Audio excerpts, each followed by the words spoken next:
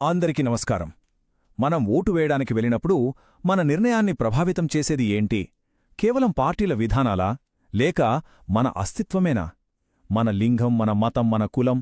అవును, ఈ గుర్తింపులు బ్యాలెట్ బాక్స్పై ఎలాంటి ప్రభావం చూపుతాయో ఈరోజు మనం లోతుగా చూద్దాం. సరే, ఈ కీలకమైన ప్రశ్నతో మొదలుపెడదాం. ఒక వ్యక్తి యొక్క గుర్తింపు వాళ్ళని ఎలా పాలించాలో ఎప్పుడు నిర్ణయిస్తుంది? అంటే మన అస్తిత్వం, మన రాజకీయ భవిష్యత్తును ఎలా, ఎందుకు నిర్దేశిస్తుందో తెలుసుకుందాం. ఈ విశ్లేషణలో మనం ఇదే ప్రశ్నకు సమాధానం వెతకబోతున్నాం. ఈ సంక్లిష్టమైన విషయాన్ని అర్థం చేసుకోవడానికి మనం ఈరోజు 4 ముఖ్యమైన అంశాల్ని చూడబోతున్నాం. ఫస్ట్, లింగ విభజన రాజకీయాలపై ఎలా ప్రభావం చూపుతుందో చూద్దాం. ఆ తర్వాత మతం, రాజ్యానికి మధ్య ఉన్న సున్నితమైన బంధాన్ని విశ్లేషిద్దాం. మూడోది, భారత రాజకీయాల్లో కీలకమైన కుల వ్యవస్థ గురించి తెలుసుకుందాం. చివరిగా, ఈ విభజనల మధ్య ఒక ప్రజాస్వామ్యం ఎదుర్కొనే అసలైన సందిగ్ధతేంటో చర్చిద్దాం. సరే, మనం మొదటి అంశంతో మొదలుపెడదాం. లింగ విభజన.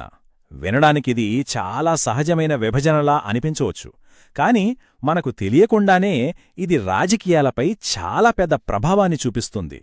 ఇప్పుడు చూడండి, లైంగిక శ్రమ విభజన అనే కాన్సెప్ట్. ఇక్కడ ఆసక్తికరమైన విషయమేంటంటే, ఇది బయలాజికల్ కాదు, తరతరాలుగా వస్తున్న కొన్ని సామాజిక నమ్మకాలపై ఆధారపడింది. ఇంటి పనులు ఆడవాళ్లవి, బయటి పనులు మగవాళ్లవి అని ఎప్పుడైతే మనం ఫిక్స్ అయ్యామో, అప్పుడే మహిళలు ప్రజాజీవితంలోకి, ముఖ్యంగా రాజకీయాల్లోకి రావడానికి ఒక కనిపించని గోడ కట్టేశాం.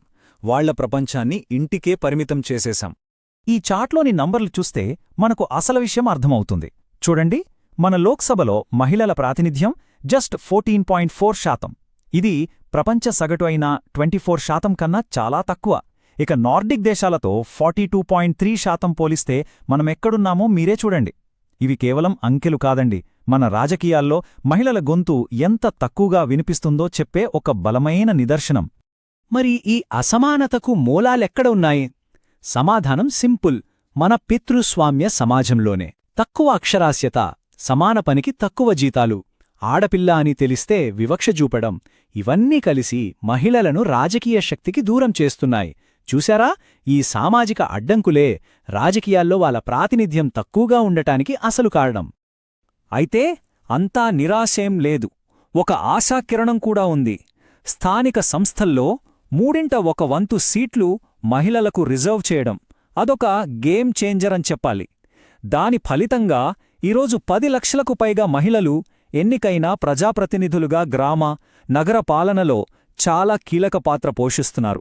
అంటే సరైన రాజకీయ సంకల్పం ఉంటే ఎంతటి మార్పు తీసుకురావచ్చో చెప్పడానికి ఇదొక పర్ఫెక్ట్ ఎగ్జాంపుల్.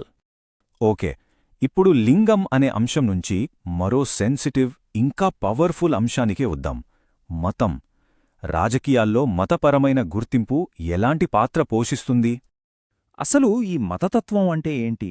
మతం ఎప్పుడు రాజకీయాల్లో ఒక సమస్యగా మారుతుంది? ఎప్పుడైతే ఒక మతాన్ని దేశానికి పునాదిగా చూడటం మొదలవుతుందో, మా మతమే గొప్పది, వేరే మతాల వాళ్లు మాతో సమానంగా ఉండలేరు అనే ప్రమాదకరమైన ఆలోచన పుడుతుందో, అప్పుడు మొదలవుతుంది అసలు సమస్య.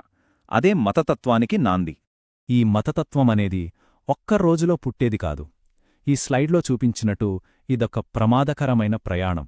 మొదట మన రోజువారీ జీవితంలోని చిన్న చిన్న పక్షపాతాలతో స్టార్టవుతుంది.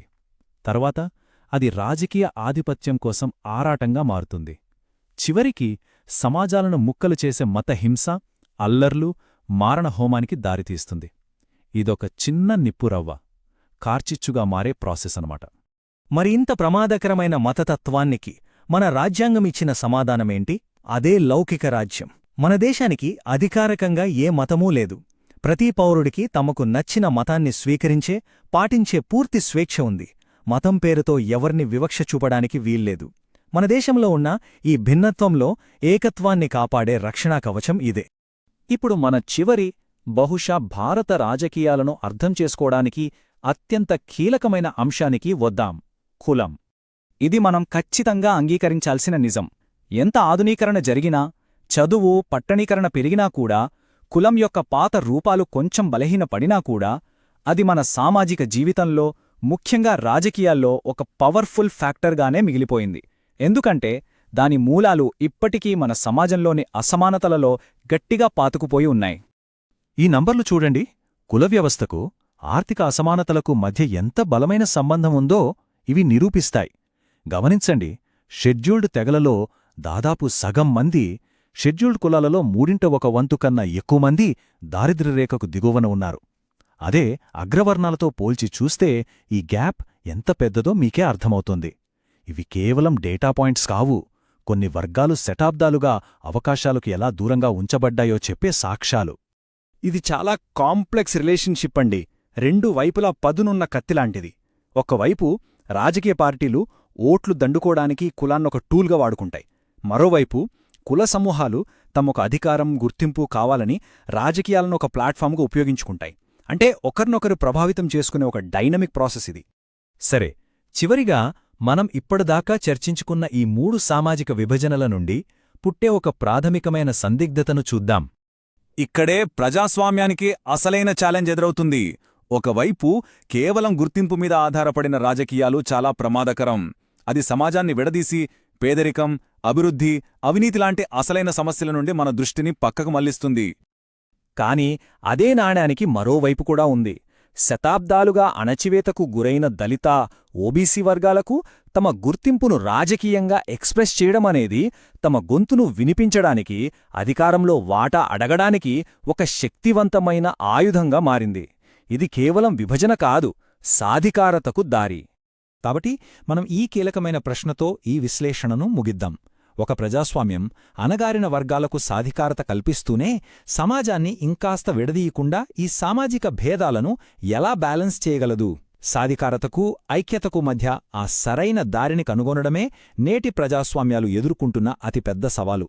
దీనిపై మీరేమనుకుంటున్నారు? ఆలోచించండి.